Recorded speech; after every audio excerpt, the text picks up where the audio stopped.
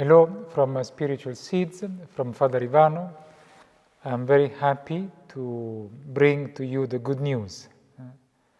It is Saturday evening as I'm recording this Spiritual Seeds, and something very briefly. I know sometimes are far too long, but there is so much to say. Something that is important to know is that Sunday, this Gospel, the Sunday Gospel, is not a reading, is not a text, is not something, I don't know, that can leave us indifferent. The Sunday Gospel is this man, is the power of this man, is the experience of this man. The Sunday Gospel is this man. And on Sunday, he meets us, he meets you. And where is this gospel? Where is the setting of this gospel? He meets us in the house of Simon, the house of Peter, the church. Christ in this gospel, you will see at the very beginning, he leaves the synagogue. Last Sunday, Christ acted and exorcised a demon and taught with authority in the synagogue, in the religious place. Now he leaves the synagogue. He is moving forward. And the next actions of Christ, we will hear them, happen in the house. That is not in the establishment of the church, in the rites. It happens in a very intimate context, the family, the community. In this context, this man does healings. Let us listen to this Gospel, from the Gospel according to Mark. On leaving the synagogue, Jesus went with James and John straight to the house of Simon and Andrew. Now Simon's mother-in-law had gone to bed with fever, and they told him about her straight away. He went to her, took her by the hand, and helped her up. And the fever left her, and she began to wait on them. That evening, after sunset, they brought to him all who were sick, and those who were possessed by devils. The whole town came, crowding round the door, and he cured many who were suffering from diseases of one kind or another. He also cast out many devils, but he would not allow them to speak, because they knew who he was. In the morning, long before dawn, he got up and left the house and went off to a lonely place and prayed there. Simon and his companions set out in search of him, and when they found him, they said, "Everybody is looking for you." He answered, "Let us go elsewhere, to the neighboring country towns, so that I can preach there too, because that is why I came." And he went all through Galilee, preaching in the synagogues and casting out devils. The Gospel of the Lord. So, it is impossible to really, for me to give you a full course, like a full dinner. I can only give you some seeds. What is happening here? Very important for us. The first part of the Gospel, this meeting between Christ and this woman. What's wrong with this woman? On the surface, is just a woman with fever. Today we would say it's not a big deal.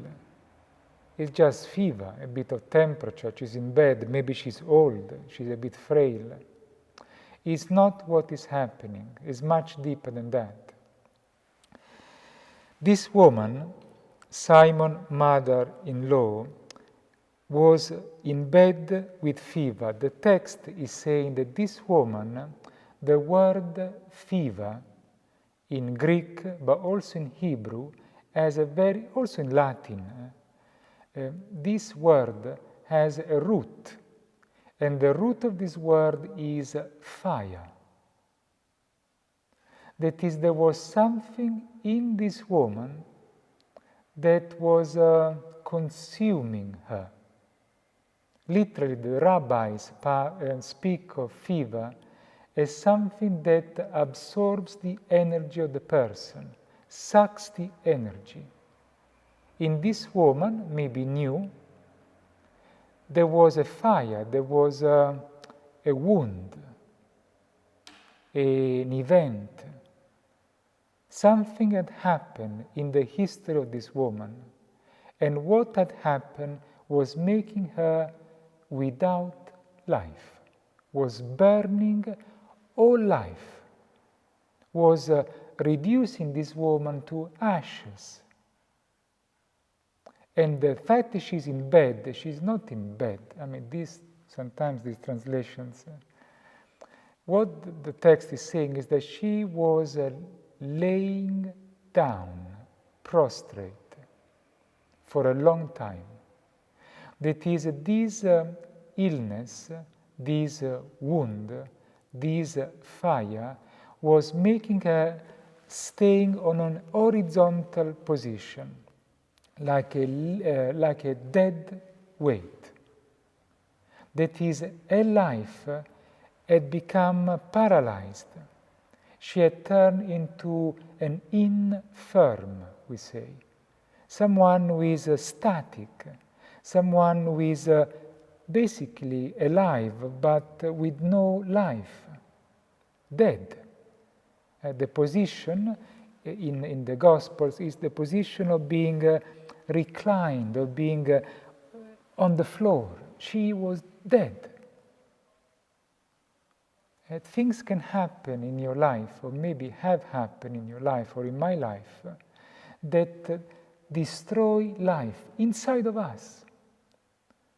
The illness, the fathers of the church is clear, the illness, the physical illness and the spiritual illness, they are inseparable.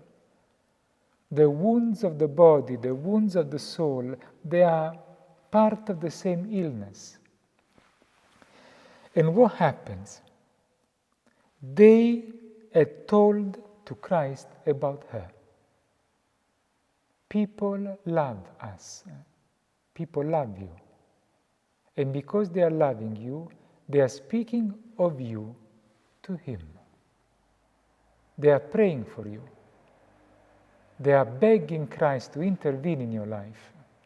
And that's what happens straight away. Christ enters the house. And then these beautiful actions of Christ in Mark, very tactile. First of all, He approaches her. Christ could have done a miracle with social distancing. No, here the Greek word is that He goes near her. That is, Christ is near us when we suffer. Christ wants to be near our pain, next to it, besides it. And then this incredible action of Christ, which the text again doesn't give justice to. What Christ is saying, is doing, the verb in Greek that Mark uses is the verb krateo. Krateo, it doesn't mean to touch the hand of someone, like a gentle touch or a caress or a contact. The verb krateo, from the verb krateo, means power. We use it today. Krateo is democracy, theocracy. The krasi comes from the Greek krateo, the power. So what he's saying is that Christ enters the place where we suffer, becomes close to us in our pain, in our paralysis, in our unclean spirits, in our fire. And what does he do? He holds the hand of this woman, he grasps with power.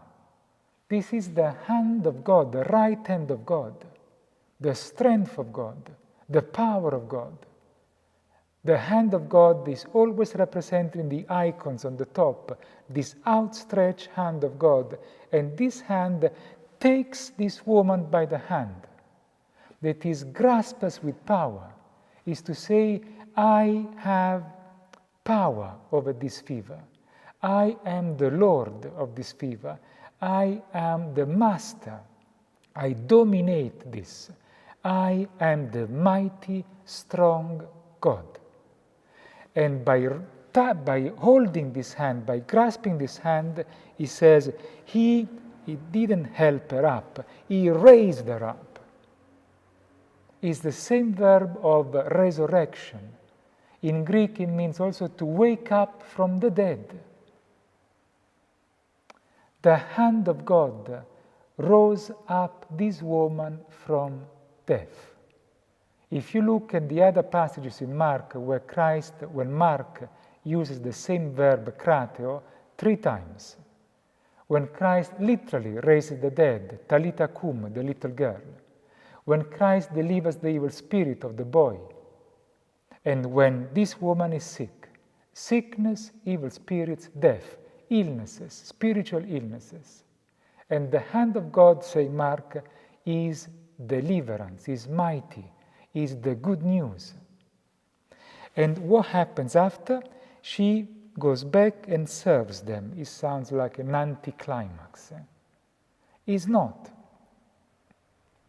Maybe you need to be delivered by your fever. And you think, well, it will be an anticlimax. I will get married, maybe, I don't know.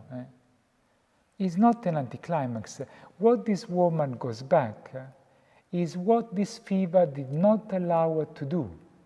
She goes back to a vocation, a mission. To serve them means that this woman goes back to what she was meant to do in that house, in that event, in that history. Christ, when he delivers you, when he restores you from that fever that is consuming you, you will go back to the same situation, maybe married, or you will get married, but you will be free to serve, free to love, free. This is what God wants to do with us. He wants to set us free to love. I cannot carry on, it's only 4 verses. Anyway, let us bless God, because his hand is still outstretched and his power is still there. And he wants to do all these miracles and healings and deliverances in the house of Peter, in our life, through and in the church. Let us see each other next week. God bless you.